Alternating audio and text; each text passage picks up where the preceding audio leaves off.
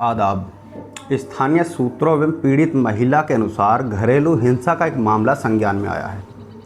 इस प्रकरण के अनुसार पीड़िता फरजाना पत्नी सहमीन, जिसे ससुराल वालों की तरफ से घरेलू हिंसा का शिकार बनाने की कोशिश की जा रही है।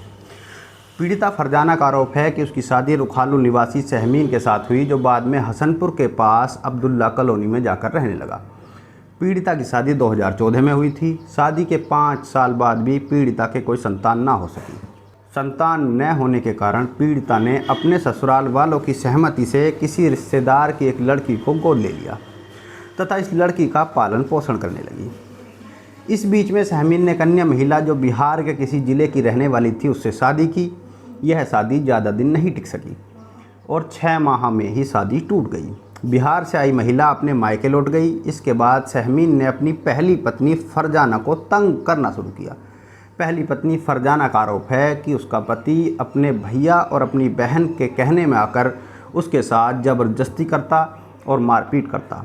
पीड़ित महिला का आरोप है कि 2 साल पहले उसकी ननद का लड़का उसके घर रहने आया। इसके बाद घर वालों ने कहा कि यह लड़का हमने गोद ले लिया है, इस लड़के को ही हम प्रॉपर्टी का वारिस बनाएंगे। लेकिन महिला, जो ससुराल वालों की मर्जी से एक लड़की को गोद ले चुकी थी, उसे उस लड़की के भविष्य की चिंता सताने लगी। जब ससुराल वालों से उस लड़की के बारे में सवाल किया गया तो ससुराल वालों ने उसे जान से मार देने की बात की, लेकिन पीड़िता गोद ली हुई लड़की के पक्ष में खड़ी रही, जिसके कारण पीड़िता से लगातार मारपीट होती रही। पीड़िता फरजाना का हालिया आरोप है कि 9 अगस्त 2026 को उसकी ननद और उसके देवर फिरासत ने उसके पति सहमीन के साथ मिलकर उससे मारपीट की और उसे घर से निकाल दिया। अब पीड़िता गोद ली हुई लड़की के साथ अपने मायके में रह रही है।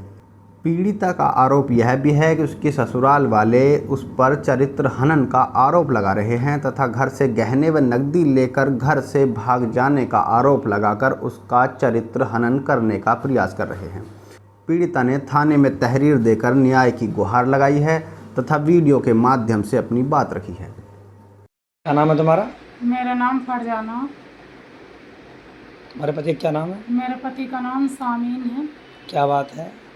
मेरी शादी को 12 साल हो गए, 13वीं साल चल रही है। सन 2014 में मेरी शादी हुई। मेरे ससुर का नाम नत्थू है। गांव रुखालू के रहने वाले हैं। अब्दुल्ला स्कूल पर हसनपुर में रहते हैं। और जी क्या मेरे कोई बच्चा नहीं हुआ। 5 साल पहले मैंने एक बच्ची गोद ले ली, जो मेरी गोद में बैठी हुई है। इस बच्चे को मैंने गोद ले लिया।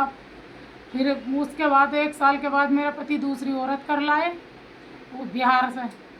वो मैं 5-6 महीने रही, फिर वो वो छोड़ के चली गई। उससे कोई मैटर नहीं, वो छोड़ दी, कोई दिक्कत नहीं। उसके बाद से 2 साल पहले मेरी नंद ने अपना बेटा भेज दिया 2 साल पहले।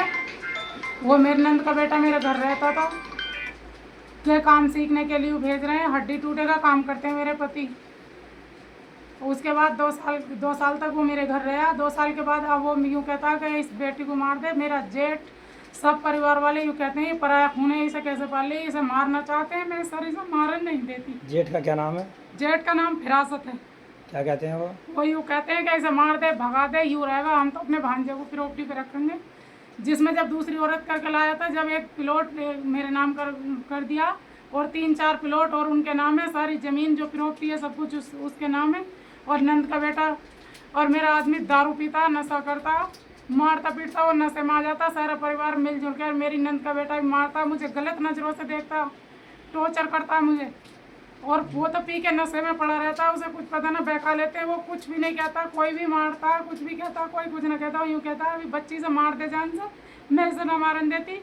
मेरी नंदोइयों ने, मेरी नंद के बेटे ने सपना की मेरी बदतमीजी करी, मुझे मारा परसों रात 9 तारीख की रात को। और आज मेरे भैया आए और गलत इल्ज़ाम मुझ पर ही, और ऊपर से जो झूठे इल्ज़ाम मुझ पर ही लगा दिए। जो वीडियो बना कर डाल रहे हैं, सब कुछ कर रहे हैं, सब कुछ झूठे सरासर मुझ पर इल्ज़ाम लगा रहे हैं। 15 लाख का जेवर ले गई और यो ले गई और वो ले गई। सारे इल्ज़ाम मुझ पर झूठे सच्चे लगा के मेरे ऊपर केस बना कर चालू कर रहे हैं। और मेरा नंद का बेटा, मेरी बेटी ने मुझसे यूँ कहता कि या तो इसे मार लें दे, और ना तो क्या मैं अपना मारन देंगे जब भी बड़ी हो जाएगी। देखिए कि इसके साथ मैं क्या क्या करूँगा। अब बताओ, अभी तो ये छोटी है, छोटे छोटे बच्चों के साथ में कितने कितने घर होते हैं, जरा सारी बच्ची मैंने लेके पाली है, मेरा दिल इसमें, मैं इसे कैसे मर जान दूंगी सर। अब यहाँ सवाल यह उठता है कि पुत्र मोह या संतान मोह में लोग अपने वर्षों पुराने रिश्तों का कत्ल करने से भी नहीं हिचकिचाते। ना तो ऐसे लोगों को प्रशासनिक कार्यवाही का कोई खौफ होता है और ना ही भविष्य में होने वाले अंजाम का। खैर, सत्य क्या है यह तो पुलिस की विवेचना में ही सामने आएगा।